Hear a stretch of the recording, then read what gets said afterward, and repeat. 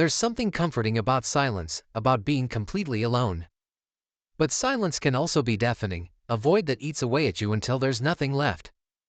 I was born into that silence on May 21, 1960, in Milwaukee, Wisconsin. From the beginning, I was different. My parents fought constantly, and the distance between them became my inheritance. I learned early how to hide, how to keep the storm inside me from spilling out. By the time I was a teenager, the fascination had already taken hold. Roadkill became my first obsession. I wasn't repulsed by death, I was intrigued by it. There was something almost sacred about peeling away layers, seeing what was beneath. It gave me a sense of control in a world that constantly felt out of reach. But animals only fed the curiosity for so long.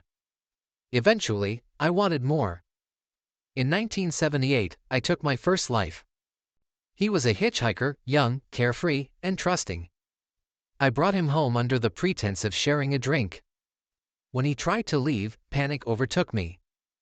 I couldn't let him go, not because of love or anger, but because of the idea of losing that connection. I bludgeoned him, and as his lifeless body lay on the floor, I felt a terrible calm. I dismembered him, hiding the pieces like secrets buried in the earth. It wasn't just about the act, it was about keeping him, making him a part of me forever. For 13 years, I perfected the routine. Bars, bus stops, parks, anywhere I could find someone vulnerable. I promised companionship, a drink, a warm bed. But they didn't know they were stepping into a nightmare. My apartment on North 25th Street became a mausoleum. The air was heavy with decay, but I masked it with chemicals and incense. The refrigerator held more than food, it was my gallery, a place where I could revisit my control, my dominance. I didn't just kill them, I consumed them. It wasn't hunger, it was desperation.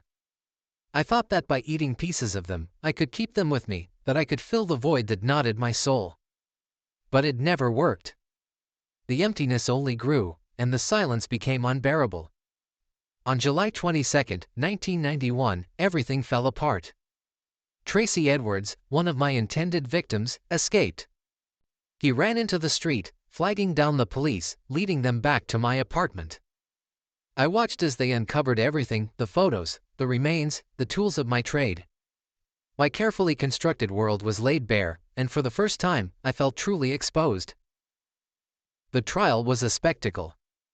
People wanted answers, but how could I explain something I didn't fully understand?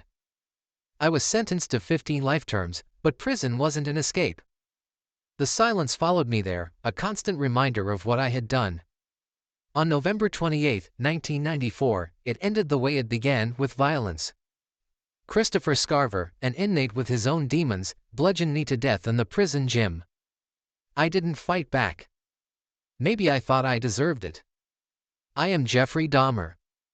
I was a man desperate to feel whole, to find a connection that didn't dissolve into silence.